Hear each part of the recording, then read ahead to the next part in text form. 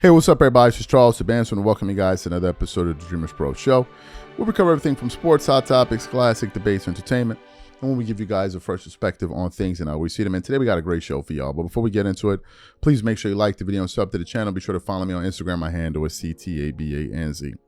LeBron fans ain't happy, bro. They are not happy. Before we get into it, let's break this thing down. As you guys know, a number of years ago, LeBron and these guys thought they were on path to win another set of championships when they acquired Russell Westbrook. And I remember that time when you had people like in the media, like Kendrick Perkins, talking about the Lakers was going to win 70 games. Y'all remember that? Y'all remember? I didn't even know about that until Terrell told me about it. He didn't tell me about it. He said, yeah, he told me about it. And I was like, what? He said 70 games. I had to go Google it for myself. Turns out Son said he thought the Lakers were going to win 70 games, right? Oh, the Lakers. Oh. LeBron was over there talking trash on the internet. Y'all keeping this. Y'all calling us. What ended up happening? That team won 33 games that year. They didn't even make it to the play-in. And in the midst of all of that, it went from winning a championship to LeBron focusing on his stats and them identifying the nearest scapegoat. And that scapegoat was going to be none other than Russell Westbrook. And it was a coordinated offensive against that guy. On TV, you had Shannon Sharp doing his work for him and all of these other guys trashing Russell Westbrook to the high heavens, to the point where Dave McMenamin of ESPN said that Russell Westbrook is viewed as a locker room vampire. A locker room vampire. Then we later on found out this year that Russell Westbrook thought LeBron was fake and all this. So we already know what these guys tried to do to him. Before Russell Westbrook got to the Lakers, he was a max guy.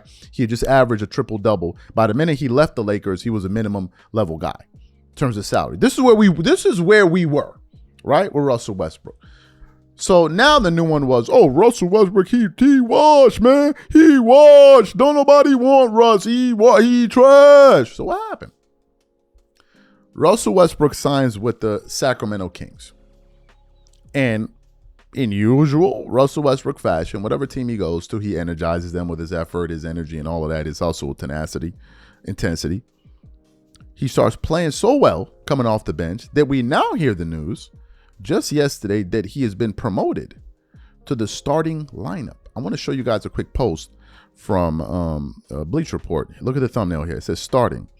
Then in the text, it says Russell Westbrook will replace Dennis Schroeder as the Kings starting point guard moving forward, per Chris Haynes, NBA. Then I decided to go look at Russell Westbrook's stats as a starter.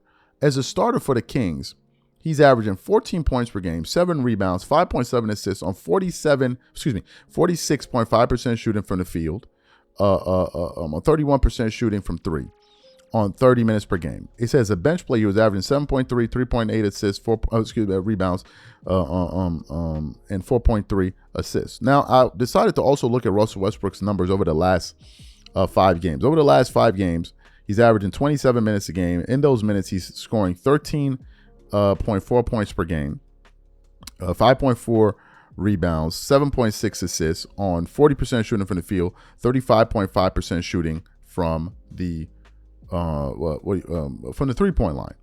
And then I think yesterday, again, he had another triple-double, like 13 points and something like another triple-double, right?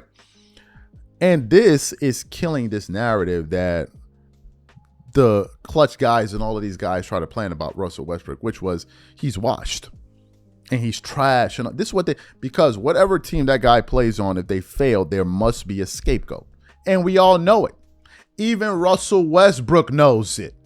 It's the reason why he even refused to sign Laker fans' jerseys. You remember the time when Russell Westbrook was playing with the Clippers and it was towards tip-off? And, usually tip-off of a game, players usually meet at the free throw line, the half-court line before they toss the ball up to start the game.